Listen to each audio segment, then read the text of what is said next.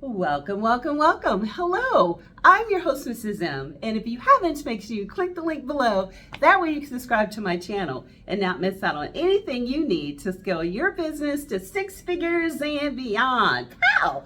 So I wanted to give a shout out to all of my veterans. Happy Veterans Day. Thank you so much for serving. I'm actually a veteran. I was in the Air Force, and now I enjoy doing exactly what I'm doing, which is teaching how to scale your business using federal contracts or government contracts in general, whether they're state, federal, local, doesn't matter.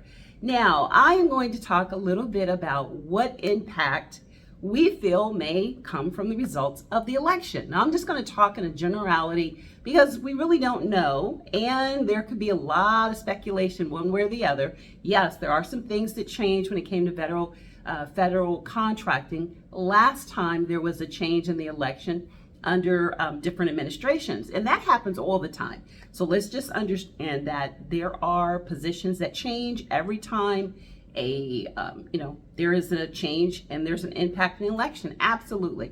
So let's be specific about a couple of things. So one, yes, there is a conversation about switching agencies. Now, I made a couple of lists of agencies that may be affected, that may be impacted. So I'm going to give you a broad overall, and then I'm going to talk specifically to those of you that are looking at doing government contracts. Are you feeling like, you're overwhelmed? Is it too late for me to join? Is it going to matter? So I'm going to talk to you about being in the DC area for since 2028 and having gone through a couple of different elections and different administrations and being in the federal space for over 28 years, which means that I've seen and gone through a lot personally in my business. And I definitely did that while I had government contracts. Now, some of the agencies that may be affected, and I use the word may, EPA, Environmental Protection Agency, Department of Homeland Security definitely could add a lot more business and increase their budget because of a lot of immigration issues they're looking to deal with. We could look at Veteran Affairs. They're looking at adding more to actually automate more of their systems. So there may be more contracts available there. Definitely the Justice Department may have some changes. And let's see, what else did I kind of make a note of? Definitely heard about the Education Department. Now, the Education Department was started in 1980. And there have been many times that the Education Department has been talked and spoken about being eliminated, being done with. So there has been talk about that since their inception. Never know what could happen, but that is something. So there are quite a few things that could change, may change, probably will change. Change is something that is inevitable. And if you're an entrepreneur like I am, I'm a serial entrepreneur, we know that. There's risks and reward, and we have to deal with both. The thing is to not let one or the other end weigh too heavily on you, and to know what provides you options, which is being an entrepreneur. That definitely provides you options. And I know a lot of people have probably heard about some of the agencies and some of the previous administrations that were located outside of the Washington, D.C. area. I think there's 2 million employees that work for the federal government. Like 165,000 of them work in the DMV area. That's D.C., Maryland, Virginia, where I am presently located. And yes, there is talk and rumbles of what if a lot of these over 100,000 employees are relocated outside of the DC area with positions that may be outside of their commute. Now, there's talk about federal unions for federal employees, unions for federal employees, what that would look like. They're talking about they're in for a big fight, what they're going to fight against. They're putting, there's talk of putting contracts in place that may prevent it or slow things down. But ultimately, there probably will be quite a few changes, just like everything, like I mentioned. So not trying to downplay it, but, we have to look at what we can control and what we can't control. That's pretty much how I look at it.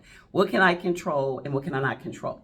Now, do I think set-asides are going to be affected by, having some effect? Sure, absolutely.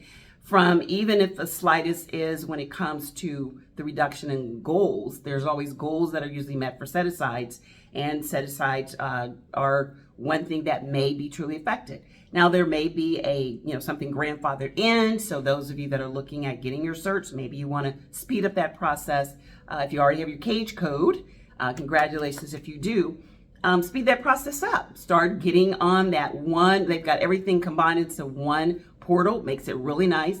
Start seeing what you need, downloading the search checklist of what you need, and start making it happen. That's something we can do. So let's look at what we can do. Now, the other thing is there's going to be a lot of opportunities. There are always going to be contracts. Always, always, always. And there are always going to be individuals that you can reach out to. Yes, it's really nice if all of us are able to stay in the DMV area, DC, Maryland, Virginia, that no one is sent anywhere else. Yes, you're always able to build relationships. This is just going to make those of us that are determined to sharpen our skills that much more. Making sure that we add value to the contract by having our businesses have something that we're really looking to offer.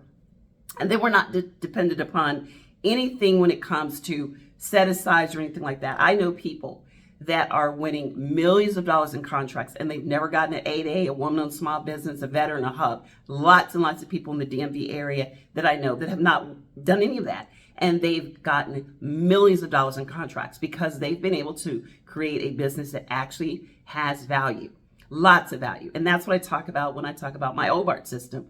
Offer. What is your signature offer? What are you offering that is going to be so irresistible that government buyer is just going to fall in love with you and really, really want to work with you? Now, a lot of these may not take place for months or years, so you have time to really get things together. For anyone that's been doing a business, we know, I've been doing this for years, we know that there are risks that come with doing a business. Whether you're looking at government contracts, so people are like, oh, I can't do it. You might need to question, are you really, really wanting to do this? Because any business, there's going to be a change. I mean, we look at Blockbuster. They sat around and they thought everything was going to be fine. And, back in the day, if you had a Blockbuster card, it was like gold. And now Blockbuster's gone because they weren't willing to change when other things started to evolve. So in business, you can never, ever get comfortable. You're always going to have to look change. Change is inevitable in life and business, period. So it's all about our mindset and understanding that there are things we can do. There are going to be a lot of Department of Defense contracts. So maybe you're doing something that may change in one area. It doesn't mean you can't team up with someone and do something else. Doesn't mean that you can't do subcontracting opportunities for large companies. There will always, always, always, always be a need for contracts. And there will always be a need for small businesses just like ours that are wanting to put in the time and the work. So do not allow these things to deter you. There are a lot of opportunities in government contracts, and there are a lot of things you can do. Now, if you want to learn more on what you can do, some agencies and all of this, then make sure you come to my GovCon Lunch and Learn. We're going to have a lot more specifics on what you can do and what some of the impacts may be. Like I said, we never know what changes could come. And we always know there's going to be changes, but we can be as prepared as we can and make sure we do the best we can do. And that's all about mindset. And I'm a big, big, big, big proponent of mindset. Our minds are everything. So let's dig in. We know that we can make this happen, and let's make it happen. And if you'd like to learn more about what agencies you can do with government contracting, do not stop. There are so many state contracts. I know individuals that have won state contracts, so there's more than just federal. That's like the tip of the iceberg. There's state contracts. I know people that are winning $10, $12 million and they never won a federal contract. There are local contracts. There are pool contracts. So there are government contracts on a federal, state, and local level. So don't let one thing deter you where you just throw everything out and that's the end of it. No, we're just getting started. That's right. Let's make this happen. Let's make this money. So if you'd like to know more, then make sure you click the link and you can join me for this week's GovCon Lunch and Learn. I'd love to see you there, where I'm going to go into more detail, and I look forward to seeing you. And until next time, be safe and take care. Bye-bye.